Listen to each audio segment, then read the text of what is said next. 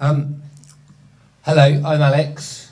As I was introduced, I'm from M&C Saatchi Mobile, and I want to talk today about how mobile has had a fairly profound effect on my life. You see, I've worked out how I look if I'm fat. Lovely, I'm sure you agree. Scarily, that's me and my girlfriend, and I think the one, me, on the right shows what my babies will look like. And that's me with boobies. So, I want to start with an experiment today, actually, and I just would like all of you, and I'd really like you to do this, if you could all just turn your phones over and just keep them out of arm's reach for the whole talk, and totally focus on the words I say. I know it might be painful, but if you could all do that for me, I'd really appreciate it, and I'll come back to why at the end. The thing I want to talk about today is that there'll be lots and lots of things about technology, but I want to talk about what Henry Jenkins calls the emergent cultural practices. And what can we learn? It's really interesting because we're really unconstrained by technology now. We're a mobile people. So it's good to ask, what can we learn from other mobile people? And the nomads, nomadic tribes, have been mobile for thousands of years. And it's good to ask what we can learn from them, unconstrained by technology. And there's this lovely little film by Lynn Nelson about a nomad's life, which talks about the Calm tribe in Tibet. And it follows this guy Kim and just his little story. And what you find is that, you know, although we seem very, very different to them, we don't milk yaks or anything like that, and superficially we seem different, we actually have the same basic human needs. Same needs, different technology. So they talk in this video about they have a deep, deep desire to achieve stuff, which we do too, we just do it in a different way. They talk about feeling connected to each other, but they say through karma. We just have Facebook. And there's a lovely story about, and I don't want to get too emotional about it, but to love and be loved is another key need. And he talks about his poetic little story about how he met his wife and how they met in the spring, they slept with each other in the summer, and they fell in love over the winter. And I guess the point now is that we can just do that a hell of a lot quicker with stuff like Grindr. And that is a hell of a lot quicker, and Match.com. So I think the point being that in a mobile culture, our needs just remain the same, and needs drive behaviours. So all you have to understand is basic human needs. It's just that they can be sated quicker nowadays with mobile. But we don't seem very good at coping with everything that's happening socially and physiologically. It should be no big deal, it's just sating our basic needs. But then this kind of stuff keeps happening.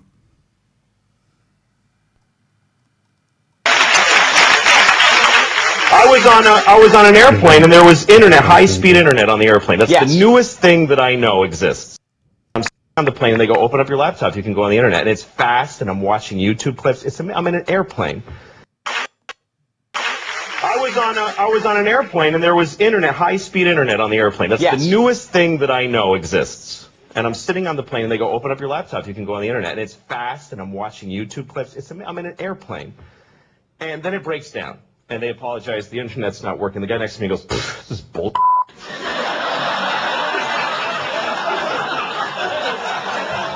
Like how quickly the world owes him something he knew existed only 10 seconds ago. Right.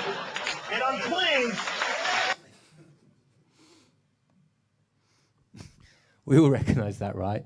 And it's a social and physiological travel. And the big thing is that the point about, say, the nomads I was talking about before is even though they're mobile, they've got these big packs about, right? But they exist in one place at any one time. Whereas there's this thing called the absent present. So you see, it's a terrible picture. I'm sorry for the screen resolution, but that's a dad. His kid's talking to him, but he's not listening because he's on the phone. But we all know that, right? We all know when we're in a room and we're there, but we're elsewhere. And that's a fundamental thing that's not happened in human history before, the ability to be physically in a location but have everything else elsewhere. And that's massive, because throughout history, our time and our identity has been defined by location, by where you are. So you could escape to a place and know what your role was there. So if you think before mobile, if you're at a football stadium and you were travelling back from the football, you were the football fan at that time. If you were out shopping with the kids, providing, you'd be the mum at that time. And if you're at work, you'd be working, and that would be your role then. But now it's all a mushy blend of stuff, and we're not quite sure what to do with it, and we're still working out, and I'd be really interested in your view on it, because what do you do? What do you do when you're in meetings? Is this okay? Hands up who thinks it's okay to text during meetings nowadays. Is that right now? 2, 3, 5 or more? Hands up? Hands up? Not too many. Who thinks it's okay to text during a friend, just 2 people when you've got a meal going on? Is that all right? Some people, not quite sure, you see. This is the thing. What about during sex? Here's the scary thing. 10% of teenagers think this is okay. I read it seriously. There's another one, which is, I think, 1/3 of women check Facebook or check their mobiles when they're in bed in the morning. So I don't know what that means. You see, we're still working all this stuff out, and I hope none of you do this, because that would be bad.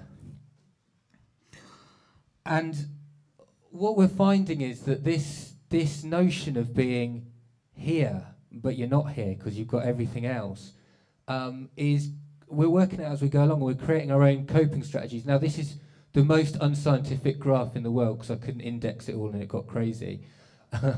And I haven't got time to go through all the stats, but smartphone use rises. Looking at the correlating other things that are rising, you've got things like yoga going massive. I think there's 1/3 more yoga teachers recruited next year than previously. Meditation. I really like this other one, number of studies in homes, right?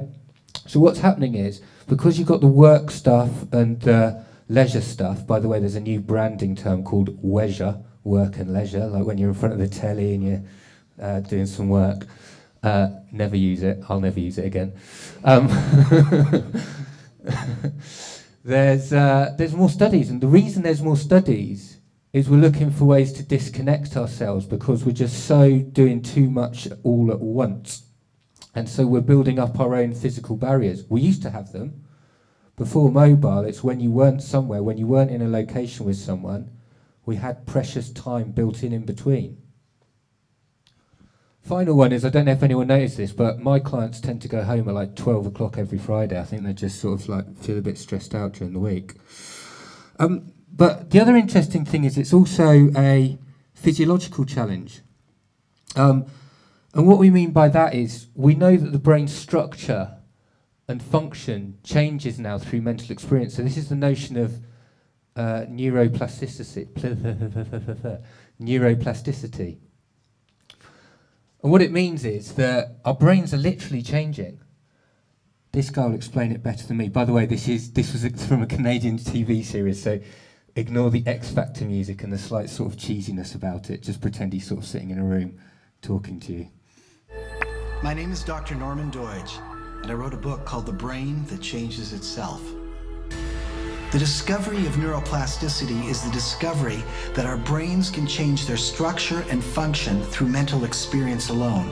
It signals the most important change in our understanding of the brain in 400 years, because for 400 years we thought of the brain as though it were like a machine with parts, and that view of the machine-like brain gave rise to a neurological fatalist.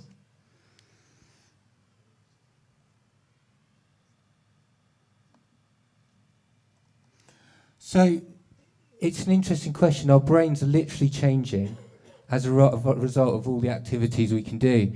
And I don't know how anyone else feels, but do people here think they're thinking more about things or less about things at the moment? Hands up. Who's thinking more about things in this society? And who thinks we're thinking less? Interesting, interesting. Because it's arguable that Twitter, okay, is that making us think, or is it just disposable? Is it making us think very, very deeply about problems, or is it just throwaway? And do you remember things like you used to?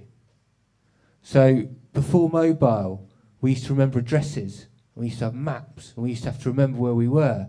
But now we just sort of skim through these things. And it's a phenomenon called just-in-time information, which because we don't have to remember them, we don't, and our brains get lazier. And I guess that's the point of today, really, which is I just think that what I'd really like you to do is just have a think about, are you thinking more or less with mobile? Are you remembering more than you used to, achieving more or less?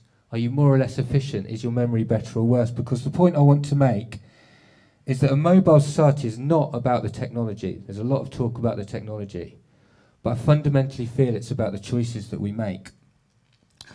And there's a lot of talk about a two-speed economy, you know, rich, poor, lots of growth, no growth. And I think we're going to develop a two-speed society where you're going to have the digital nomads who are fine with it and they love their life and they're going to crack on and they'll work their way through it and do it and do it and do it and do it and do it.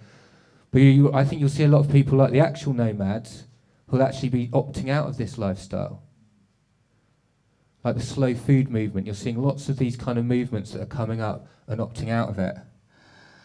And, you know, something that I've done recently, you can only know the true value of something when you take it away. And I'd encourage you all just to try a week without a mobile. Maybe not a week, maybe a day, maybe 2 days. But just think about the choices that you're making, because no one's going to help us make these choices. The world's getting faster. No one's going to help us cope with the increasing stress, with the fact more and more people are unhappy. So I guess that's it, really. I just want to get you to think about, we're in a mobile society. All it does is it changes the pace of stuff. It doesn't change our basic needs. But what it does do is it's causing us massive social and physiological things. So I just encourage you to have a think about when you use it, how you use it. Thank you very much.